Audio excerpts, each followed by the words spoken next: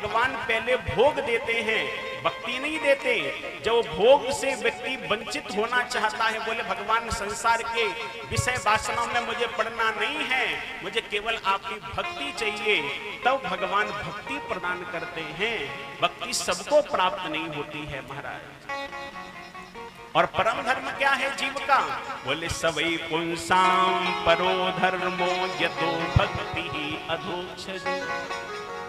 परम धर्म तो केवल भगवान से प्रेम करना है। और प्रेम तो महाराज ऐसा हो कि कृष्ण के बिना एक पल भी कुछ अच्छा ना लगे। जैसा भगवान के भक्तों ने भगवान से प्रेम किया, रैदास ने किया, कबीरदास ने किया, तुलसीदास ने किया, संसार की समस्त विषय वासनाओं को छोड़ दिया जब, तब भगवान ने दर्शन दिया इन सबको। ये सब भगवत भक्त से भी संत हुए। और इन संतों में, इन भक्तों में एक भक्तिमती हुई जिनका नाम है मीराबाई। बोलो राधे कृष्ण।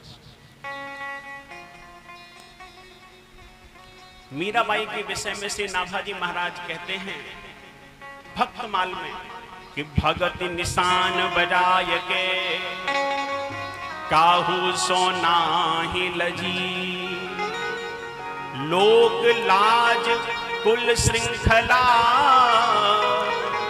तजी मीरा गिरधर भजी। भगत निशान बजाय के काहू सो ना ही लजी। भक्ति का ऐसा डिमडिम घोष किया महाराज इस कलिकाल में भक्तिमती मीराबाई ने। सारी लोक लज्जाओं का त्याग कर दिया, लोक लाज कुल श्रृंखला तज मीरा गिरधर भजी। केवल गिरधर से प्रेम किया भगवती मीरा ने। और ऐसी कथा आती है मीराबाई की बंधुओं। मीराबाई जब छोटी थी, जब बाल्यावस्था में मीराबाई थी, तो मीराबाई के घर के बाहर से एक बारात निकल रही थी। सब लोग देख रहे थे, बारात निकल रही थी। तो घोड़ी पर बैठे हुए दुल्हे को जब मीराबाई ने देखा तो अपनी मां से पूछा, मां ये घोड़ी पर बैठकर के कौन जा रहा है? किसी ने कहा कि इतना भी नहीं जानती, अरे ये दुल्हा है, दुल्हन लेने जा रहा है।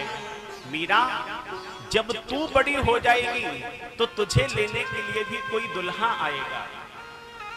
मीरा छोटी थी, बाल बुद्धि थी, मां से कहा, मां मुझे तो अभी दुल्हा चाहिए।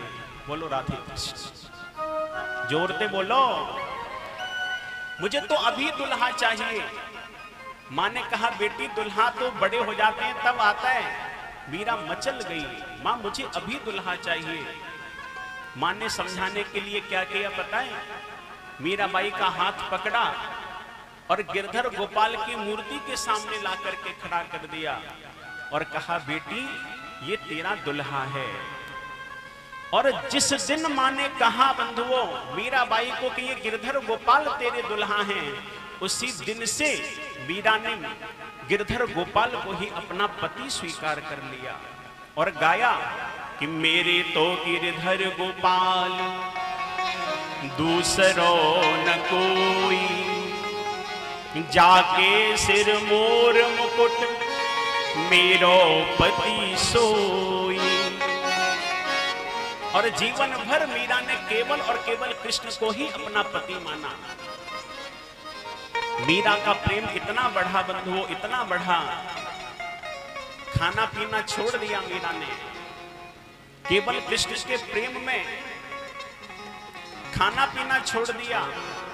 सारी दुनिया रात में सोती है और मीरा रात रात भर रोती है, मेरे कृष्ण मुझे कब मिलेंगे, कहां मिलेंगे, किस प्रकार से मिलेंगे? हे कृष्ण, हे गिरधर गोपाल, मुझे कब दर्शन होगा आपका? इसी भाव के साथ मीरा रोती रहती है। शरीर पीला पड़ गया मीरा का, खाना पीना छोड़ दिया, शरीर पीला पड़ गया महाराज। तो मीरा के पिता ने वैद्य को बुलाया।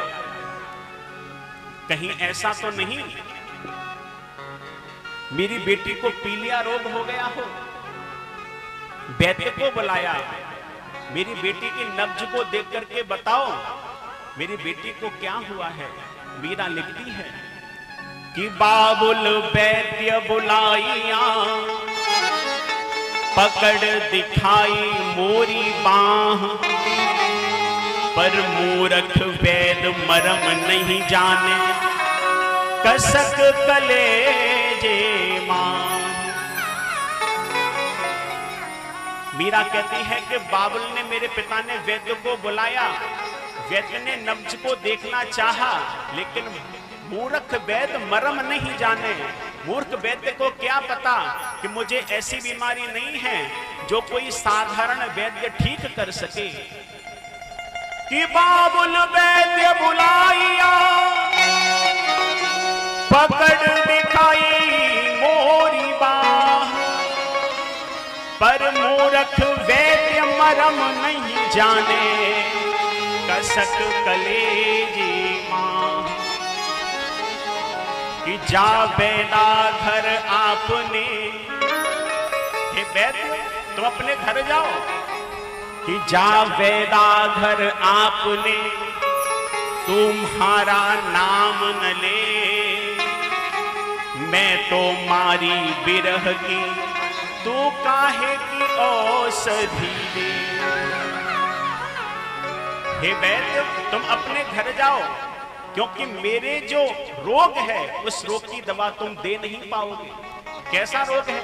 बोले मैं तो मारी बिरह की, मुझे बिरह का रोग है, और दुनिया में कोई ऐसा वैद्य नहीं है जिसके पास में बिरह की दवा हो,